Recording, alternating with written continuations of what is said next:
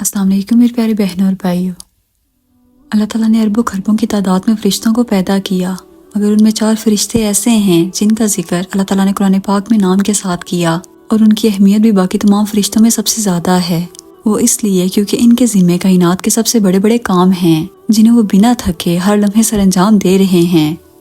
रुतबे के लिहाज से सबसे अजीम फरिश्ते हज़रत जिब्राईल अलैहिस्सलाम, फिर हज़रत मीकाईल अलैहिस्सलाम, फिर इसराफील अलैहिस्सलाम और चौथे नंबर पर हज़रत इज़राईल अलैहिस्सलाम हैं।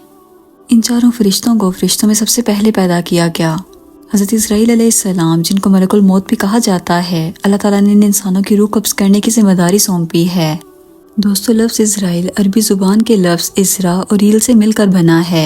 इज़रा का मतलब है बंदा, जबकि ईल का मतलब है खुदा, यानी कि खुदा का बंदा। कुरान पाक में इनके बारे में इरशाद होता है कि जिसका काम जिंदा मौजूदात की रूह को कब्ज़ करना है, इस काम को ये खुद भी अंजाम देते हैं और इनके मातहत के मददगार फरिश्ते भी। सूरह अल-अनाम के अंदर बयान है कि वही गालिब है अपने बंदों पर और तुम पर निगहबान भेजता है। यहाँ तक कि तुम में से किसी को मौत आती है तो हमारे फरिश्ते इसकी रूह कब्ज़ करते हैं। इस आयत से ये बात वाज़ेह होती है कि सिर्फ मलकुल मौत नहीं बल्कि इनके नायब फरिश्ते भी इंसानों की रूह कब्ज़ करते हैं। ये नायब फरिश्ते 3 ग्रोहों पर मुश्तमिल हैं जिनका नाम है नाज़ियात, साबिहात और साकिबात। दोस्तों, मलकुल मौत को ही आखिर रूह कब्ज़ करने की जिम्मेदारी क्यों दी गई, इसके पीछे भी एक वाक़या मौजूद है। जब आदम अलैहिस्सलाम की तहलीक का वक्त आया तो अल्लाह ताला ने हज़रत जिब्राईल अलैहिस्सलाम को ज़मीन से मिट्टी लाने का हुक्म दिया। सो जिब्राईल अलैहिस्सलाम ज़मीन पर इस जगह पर आए जहाँ पर आज खाने काबा मौजूद है और वहाँ से हाक उठा ली। लेकिन ज़मीन ने उन्हें कसम दी कि खुदारा ये हाक यहाँ से मत लेकर जाओ, क्योंकि इससे जो खलीफा पैदा होगा इसकी औलाद बहुत गुनहगार होगी, इस पर अल्लाह का अजाब नाजिल होगा और मैं अल्लाह ताला की तहलीक हूँ और जानती हूँ कि मैं इस कदर अजाब को बर्दाश्त नहीं कर सकती। इस बात को सुनकर जिब्राईल अलैहिस्सलाम वो हाक लिए बगैर वापस आ गए, जिसके बाद मीकाईल अलैहिस्सलाम और फिर इसराफील अलैहिस्सलाम को भेजा गया, लेकिन वो भी इस हाक को लिए बगैर वापस आ गए। अब जब मलकुल मौत को भेजा गया तो ज़मीन ने इनसे भी वही कहा जो इनसे पहले 3 फरिश्तों को कहा, लेकिन मलकुल मौत ने फरमाया कि तुम मुझे जिस रब की कसम दे रही हो, मैं भी इसी रब के हुक्म से आया हूँ और ये हाक लेकर ही जाऊंगा, लिहाजा उन्होंने ऐसा ही किया। तब अल्लाह ताला ने फरमाया कि ए इज़राइल, तुम्हारा दिल इन मामलात में बहुत सख्त है कि तुम किसी भी शख्स के मिन्नत समाजत और कसम देने पर अपना फैसला बिल्कुल नहीं बदलोगे, लिहाजा इस हाक से पैदा होने वाली महलूक की रूह को कब्ज़ करने की जिम्मेदारी मैं तुम्हें देता हूँ। हज़रत इज़राइल ने फरमाया कि ए अल्लाह, फिर तो आदम की औलाद मुझे अपना दुश्मन समझेगी। अल्लाह ताला ने फरमाया कि फ़िक्र मत करो, मैं हर शख्स के मौत की वजह मुकर्रर करूँगा, लिहाजा वो खुद को इसका कसूरवार जानेंगे, ना कि तुम्हें। दोस्तों, हज़रत इज़राइल अलैहिस्सलाम ने कई बार इंसानी शक्ल में आकर मुख्तलिफ अंबिया से मुलाकात भी की। एक मरतबा हज़रत इब्राहीम अलैहिस्सलाम ने उन्हें उनकी असली हालत में देखा।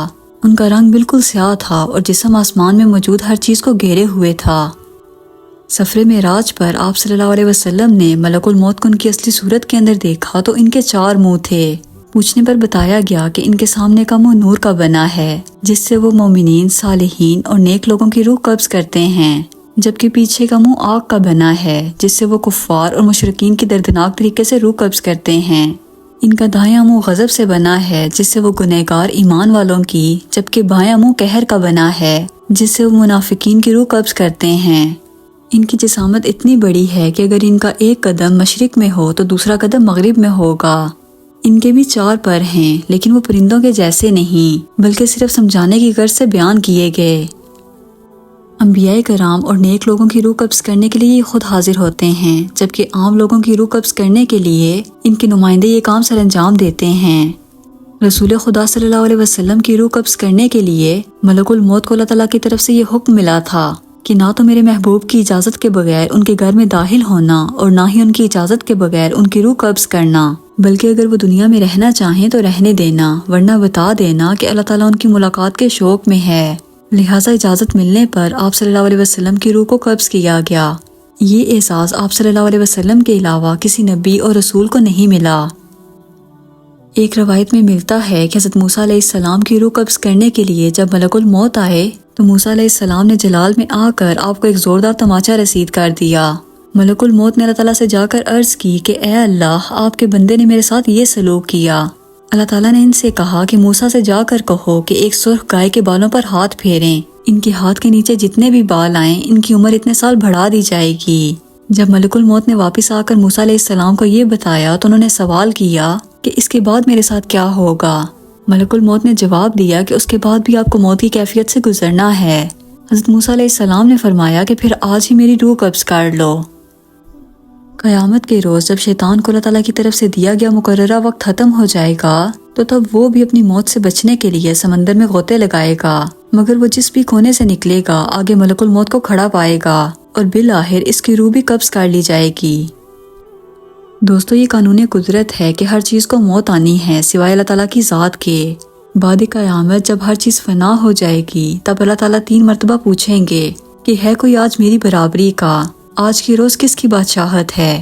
کون ہے آج کے روز دنیا و کائنات کا حکمران؟ میرے علاوہ اگر کوئی خدا ہے تو سامنے آئے۔ جب اللہ تعالیٰ کی پیدا کردہ ہر چیز کو موت آ جائے گی تو صرف 4 فرشتے موجود ہوں گے، لیکن ملک الموت ایک ایک کر کے باقی 3 فرشتوں کی بھی روح قبض کریں گے، یعنی کہ جبرائیل، میکائیل اور اسرافیل علیہ السلام کی۔ اس کے بعد اللہ تعالیٰ ملک الموت سے فرمائیں گے چونکہ آپ کا کام اب ختم ہو چکا ہے لہٰذا آپ کو بھی اب موت آنی ہے، جس کے بعد ملک الموت کو بھی موت آ جائے گی اور تب پوری کائنات میں صرف اللہ تعالیٰ کا نور اور وجود باقی رہ جائے گا۔ دوستو، انسان کبھی بھی موت سے نہیں بھاگ سکتا، لیکن اس موت کے بعد کی زندگی کی تیاری ہم نے کتنی کی ہے؟ کیا ہم نے کبھی سوچا ہے؟ ابھی بھی وقت ہے کہ ہم اپنی آخرت کے بارے میں سوچیں اور اپنے اعمال اس کے مطابق ڈھال لیں۔ دوستو، مجھے امید ہے آج کی ویڈیو آپ کو کافی انفارمیٹیو لگی ہوگی۔ اگر آپ کو ویڈیو پسند آئی ہو تو اسے اپنے دوستوں کے ساتھ ضرور شیئر کیجیے گا اور میرے چینل کو سبسکرائب کیجیے گا۔ ملتے ہیں اگلی ویڈیو میں۔ اللہ حافظ۔